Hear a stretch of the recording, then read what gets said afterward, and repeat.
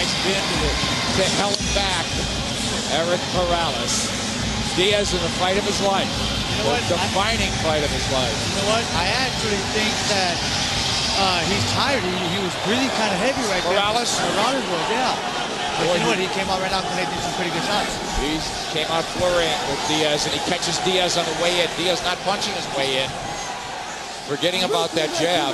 Jim Strickland told me he wanted Diaz to come in behind that jab and come out behind that jab. And that is something that's very dangerous here.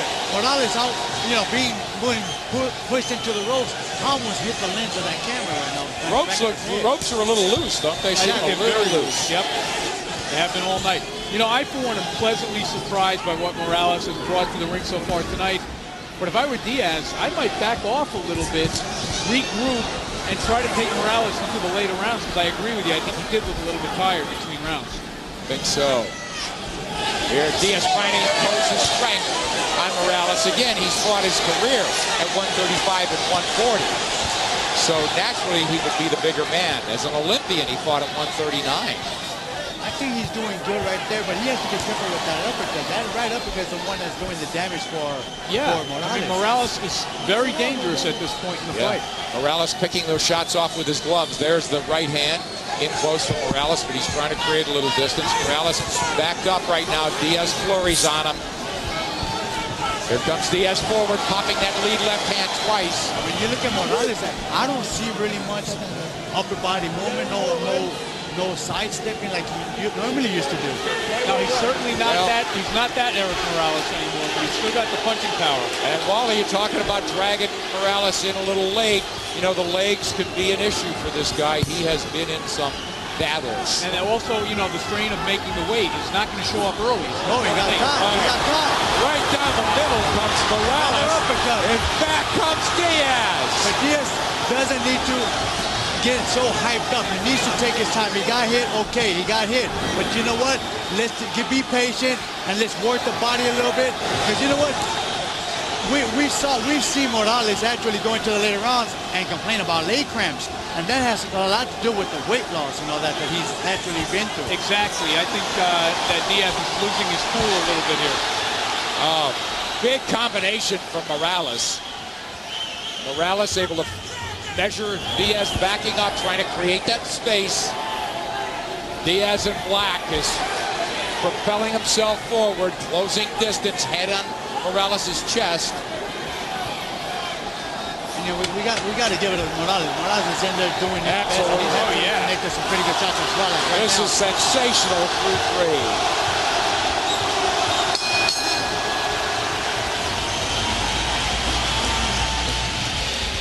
3. Morales vs. Diaz is being distributed by HBO Pay-Per-View.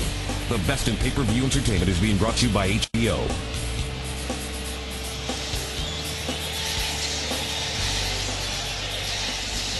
Hay que pegarle abajo, baja la velocidad, hay que igualar también fuerzas.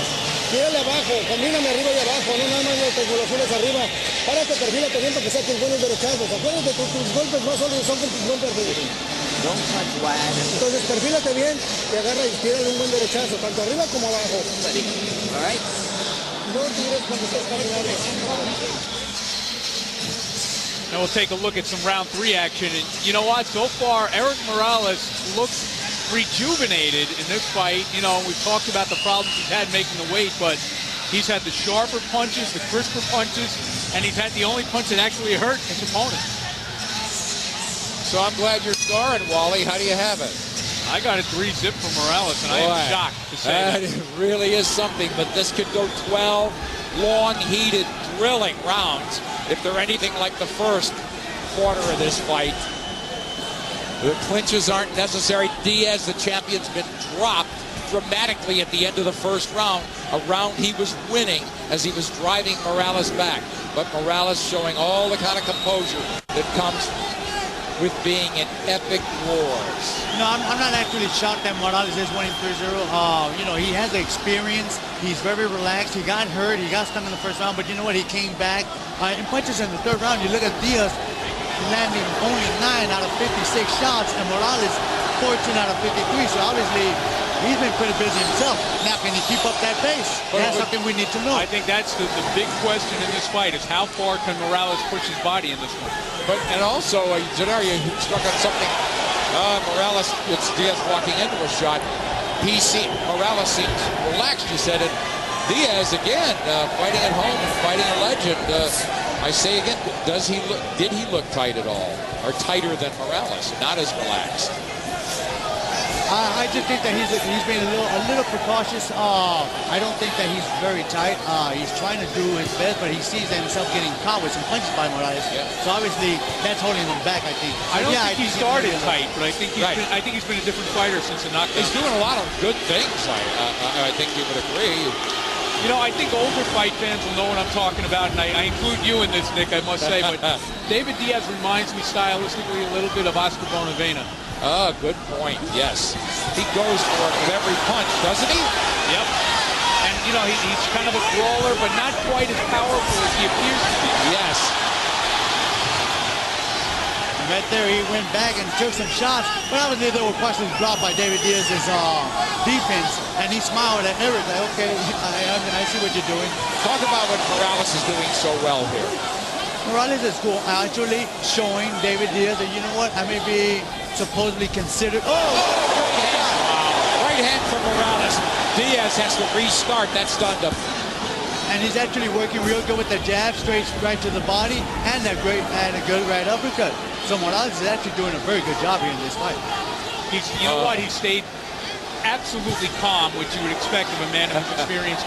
Plus, his punches, I think, have been just faster and straighter than Diaz. Right, and you know what? He is a thrill to watch. We said it at the top of the hour, or top of the show, and he hasn't let us down yet, Erik Morales in white. And something right now that I saw of David Diaz, you cannot continue going straight back, forward, without throwing anything. You know, either you do a sidestep and counter him, or at least take your jab out to maintain Morales at a distance. That's what Jim Strickland wants him to do, jab on the way out. We haven't seen it all night. Good point as we go to the corners here. Wow, this fight is just flashing.